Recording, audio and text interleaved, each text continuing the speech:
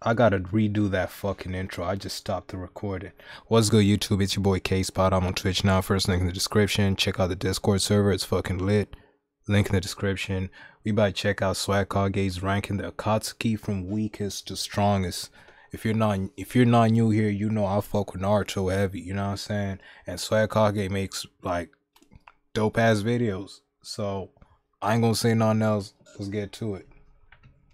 Yo, what's going on, everybody? Swag Kage here, and welcome to today's video, where I'm going to be doing a request that I've gotten a lot more than I ever expected to when I started this channel. Let's see if we agree. Is ranking the members of the Akatsuki from strongest to weakest, though despite the way I wrote the title, I'm actually going to be doing it in the reverse order, so I'm going to be ranking them from weakest to strongest, starting from the bottom and working up from there. Now, keep in mind, going into this video, that there's no real foolproof objective way to organize these guys in terms of how strong they are. Another thing to keep in mind is that power scaling Naruto characters is a bit difficult because there's a lot more to it than how hard they hit and what they're capable of blowing up. So obviously I'm not going to be ranking these characters based on their physical strength alone. I'm going to be taking a whole lot of things into consideration here, and these guys are essentially going to be ordered based on who I think is capable of winning a fight against everybody placed beneath them. I know there's no way I'm going to be able to please everybody with this video. No matter how I rank the Akatsuki members, somebody's going to get pissed off, but that's unavoidable. I'm just gonna do my best and hope you guys enjoy the video. So without further ado, let's just get started. So first up, we have Zetsu at the bottom of the list. No surprise here, I don't really need to explain myself. Even in the series' earlier days when his origins hadn't been revealed, it was still pretty clear that Zetsu wasn't meant to be taken too seriously as a fighter, and that he worked as the organization's intel guy. He just gathered information and didn't really do much fighting himself. Now, that isn't to say that he's completely irrelevant. Zetsu, or at least one half of him anyway, should be given loads of credit for essentially creating the Akatsuki and successfully convincing all of his founders and leaders and anybody else he deemed necessary to follow his cause and unknowingly help him revive Kaguya. If you want to put Zetsu at the top of this list just because he's an extension of Kaguya's will, then I guess by all means do that. But since this guy was seriously afraid that Kakashi and Minato could both kill him in like 2 seconds, and further taking into account that this Minato didn't have both of his arms, it's pretty safe to say that Zetsu's not all that tough. Moving on, up next we have Hidan, and while Hidan is probably the most physically gifted member of the Akatsuki, just because he's immortal and he can't die unless he starves to death, most people agree that his showings aren't really that impressive, and he's easily the least intimidating member of the Akatsuki. If Kakuzu hadn't been with him in the battle against Asuma, Shikamaru, Kotetsu, and Izumo, that would have been it for him. After Asuma decapitated him, he would have been done for. Not to mention he got dispatched pretty easily by Shikamaru, and granted this was a Shikamaru with loads of prep time, but all it took to kill this guy were a couple paper bombs. Well, okay,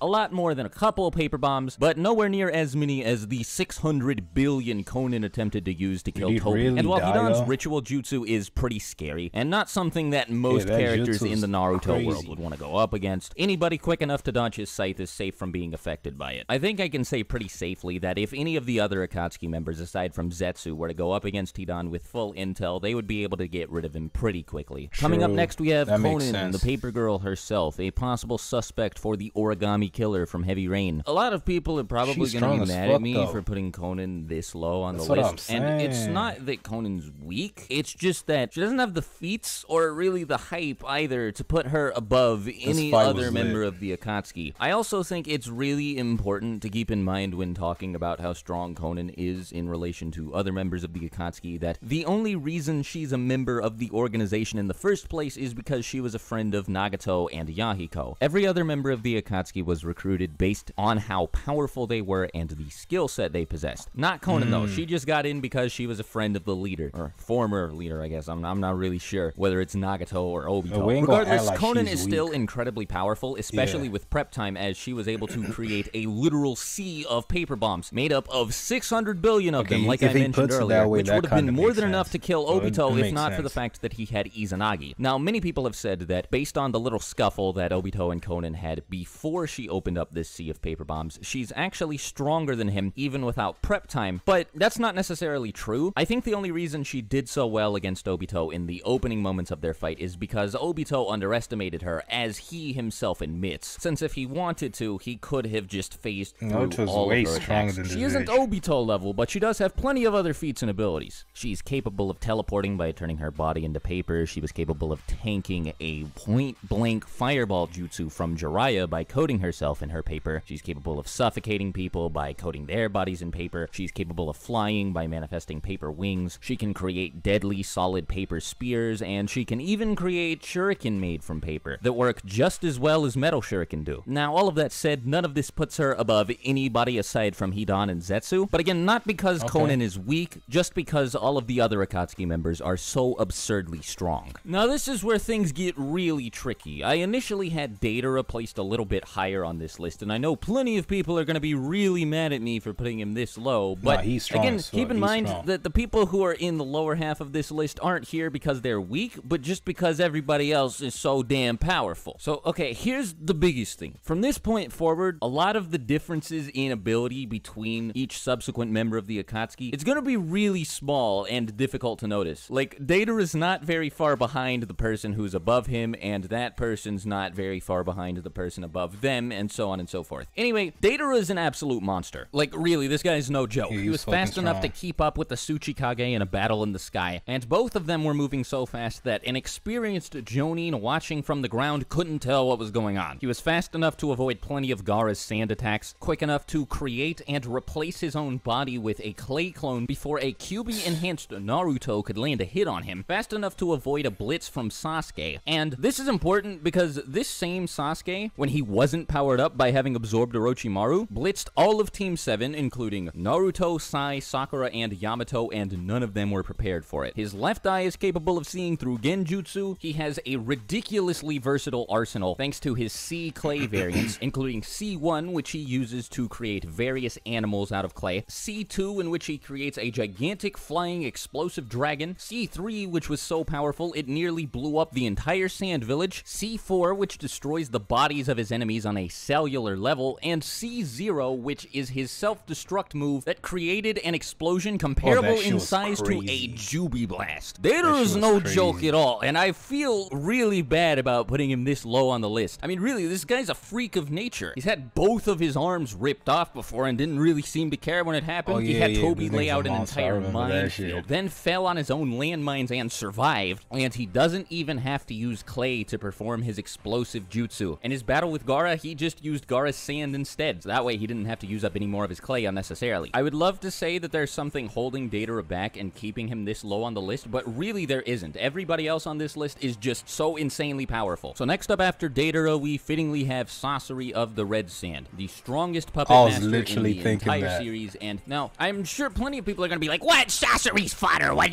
is he so high on the list? Yeah, he's not stronger than Conan or this. But okay, look.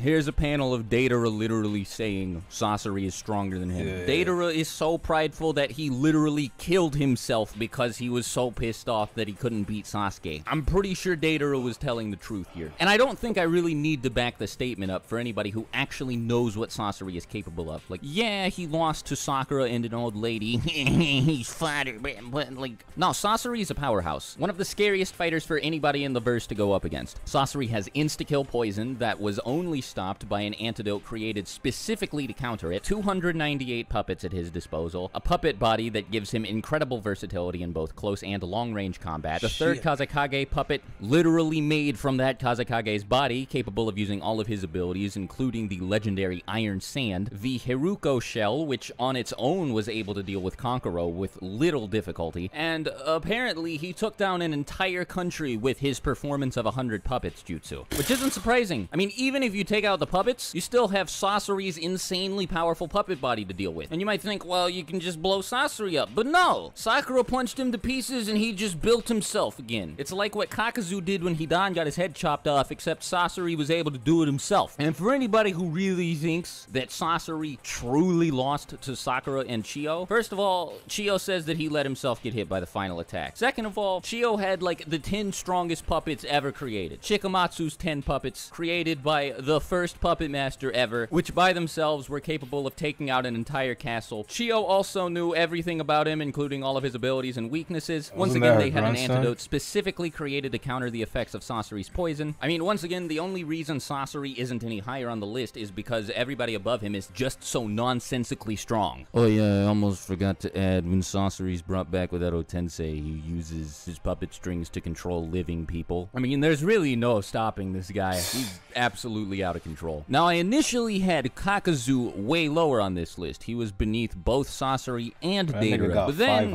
I went back, read through some manga chapters that had him in it just to brush up on him real quick, and remembered that Kakuzu is, like, it's stupid how strong this guy is, dude. The first thing that everybody brings up when talking about how strong Kakuzu is that he allegedly survived a fight with the first Hokage, and the third data book confirms this. Albeit the data books are a little bit shaky in terms of credibility, because they also claim that Heavy Sasuke is stronger than every member of the Akatsuki. But still, it says that after Kakuzu failed on his mission to kill Hashirama, he was tortured. Because he didn't really like his punishment that much, he stole the hearts of the village elders and then became whatever it is he is today. Now, even despite the fact that he has 5 hearts and can't be killed unless all of these hearts are destroyed, plain Kakuzu is, I mean, like, reading through these manga chapters, I was stunned by how powerful he was. You know, this big old gate guarding this temple, Kakuzu just punches it down. He and Hidan are staring down the Two Tails Maratabi. The Two Tails brings up its claw and prepares to hit both of them with it, and Kakuzu just catches it with both of his hands. Captured. Like, it's no big deal. Maratabi then proceeds to fire a tailed beast bomb at both of them point blank, and obviously Hidan survives, but Kakuzu does too, with no damage, I guess. Kakuzu also, like, blew up this gigantic chunk of the ground by just punching Shikamaru. He has this area of effect attack that may as well have blown up the entire forest that he was fighting Team Kakashi in. His tentacles have an insane range. His hearts are capable of flying through the air. He has access to all 5 basic nature transformations. He has a long-ranged form that gives him access to even more chakra. And after he took a Rasen Shuriken point blank to the face, he still survived for a couple seconds after that, long enough to say some final words. He doesn't have as many feats as Sasori or Deidara, but I think it's safe to say that he's more powerful than the two of them by a slight margin. Now that we've gotten into the top 4, it gets a little ridiculous. Up next, we have Kisame. Now, Kisame,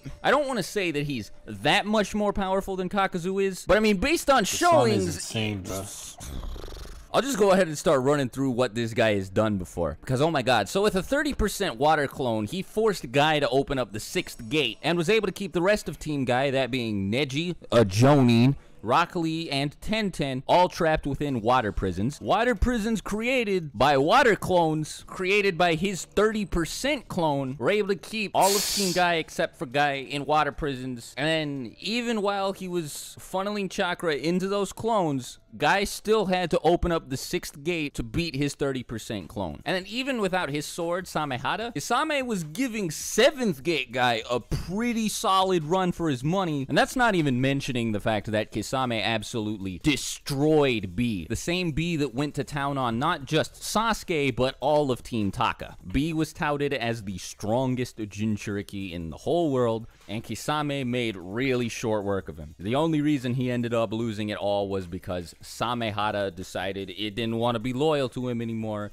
and wanted to start working for B. He also created this gigantic floating ocean of water that travels with him as he moves. I mean, if this doesn't all sell you on him, people call him the tailed beast without a tail. That should be just about all you need to know about this guy. Now, because Orochimaru was temporarily a member of the Akatsuki, I'm going to give him an honorable mention and just say this is where I think he would go. I don't want to spend too much time talking about how strong Orochimaru is, but, you know, he mastered Edo Tensei, was able to press Hiruzen, fought pretty evenly with 4-tailed version 2 Naruto while severely weakened, and has a whole bunch of other crazy feats. He's also comparable to Jiraiya, who Kisame was pretty terrified at the prospect of fighting, and I mean, he's overall just a really strong ninja. But yeah, moving on to actual number 3. Above Kisame, we have Itachi. I mean, Itachi really speaks for himself, you know, Amaterasu, Tsukuyomi, Susanoo, Yadomir, Totsuka Blade, exploding shadow clones, crazy fast hand signs, absolutely annihilated Kakashi with pretty much no effort whatsoever, was able to react to Kirin, fought hand-to-hand evenly with KCM Naruto, fought Sage Kabuto alongside Sasuke, and was instrumental in ending the 4th Shinobi World War. Really, nothing needs to be said about him. I think the only things about Itachi that I'm really going to need to heavily discuss are things that involve why he was placed at number 3 and not number 1 or number 2. But yeah, I mean, this guy is a total legend. Everybody knows Itachi's OP. I don't really think I need to go into detail. Now, above Itachi, we have Nagato or Pain, and once again, I I think he That mean, speaks yeah. for himself. But Yeah. also, like with Itachi, many people are going to be like, what? What's Nagato doing here? Why can't isn't be he mad at that. number 1? Obviously, he's the strongest member of the Akatsuki, I right? guess And, number well, one is not Obito. necessarily, but he's still, I mean, it's Nagato, it's Pain, it's the guy with the Rinnegan. Like I said, I don't really think I have much explaining to do here. He has all of the Rinnegan's abilities, which, I mean, that includes the ability to rip people's souls straight from their body, summon the Ghetto Mazo, use Shinra Tensei, Bancho Tenin, Chibanku Tensei, summon all of the Shinra animals available to the animal pass, Tensei. manifest mechanical limbs, fire laser beams, missiles, summon the King of Hell and insta-kill people, absorb ninjutsu, absorb chakra through direct contact. I mean, once you've watched Edo Itachi and Edo Nagato versus Naruto and B, it's kind of impossible not to acknowledge just how ludicrously strong Nagato is. You know, Naruto and B just proved that they were more powerful than Tsunade and the Raikage and got permission to go headfirst into the war, and then Nagato just swooped right in and started dicking on them. And I mean, Obito even outright said that, yeah, Nagato's invincible. There's no one capable of taking this guy out. Then finally, I think I have my most controversial placement on this list. At the very tippity top, we have Obito. And now I think if I was talking about Obito with the Rinnegan, a lot of people would agree with me, but I don't think that's exactly fair because by the time Obito got the Rinnegan, the Akatsuki had fallen apart and all of its members were dead. I am talking about single Sharingan Obito. And now many people might be like, excuse me? That Obito is nowhere near as strong as Nagato, but bear with me because he would definitely win in a fight against him. The thing about Obito is, I mean, Kamui's just really hard to deal with. If Nagato decided to use Chibaku Tensei, all Obito would have to do is suck himself into Kamui, and then that would be that. So really, in a fight against him, Obito doesn't have anything to worry about as far as setting up his defenses goes. But the biggest thing is that many people forget about how powerful Obito actually is with just his one Sharingan, because he didn't use the chains after his fight with Minato. If he had been fighting anybody except for Minato, with both the Kyuubi and those chains at his disposal, the fight would have been over immediately. I think many people missed the point of the chains completely, but the point of them was Obito would charge at people and then catch them by surprise by slipping through them using Kamui, and afterwards, the chains he was carrying would catch them from behind. They would be too surprised to react, and Obito would be able to immediately turn around and suck them into the Kamui dimension, and that would be that. There's nothing anybody can do about it. Plus, Obito has this huge reserve of spare Sharingan just lying around, so he's capable of using Izanagi. Then he also has Hashirama's cells, so he has regenerative abilities. Plus, his durability is, I mean, it's really a sight to behold. After having his heart impaled, becoming the Jinchuriki of the Ten Tails, and then having the Jubi forcibly ripped out of him, casting the Rinne Tensei Jutsu, being taken over by Zetsu, having his mind assaulted by Madara, having the Rinnegan ripped out of him, and using his Mangekyo Sharingan in an attempt to synchronize his Kamui with Kaguya's dimensional portals, Obito was still standing and did not collapse from exhaustion and die. Yeah, I don't think any more needs to be said.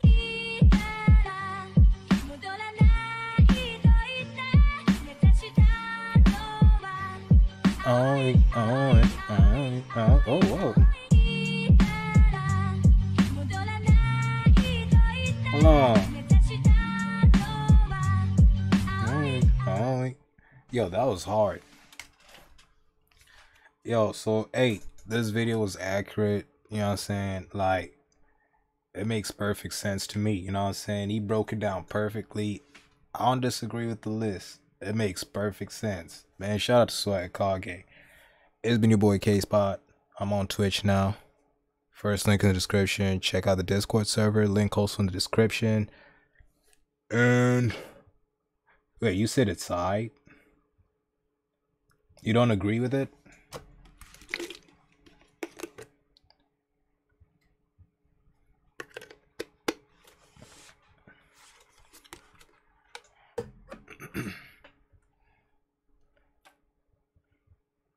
No, I mean, cause like that list made perfect sense to me though.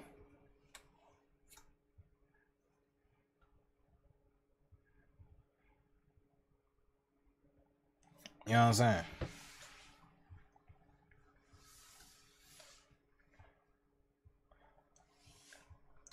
Oh yeah, subscribe to the YouTube channel.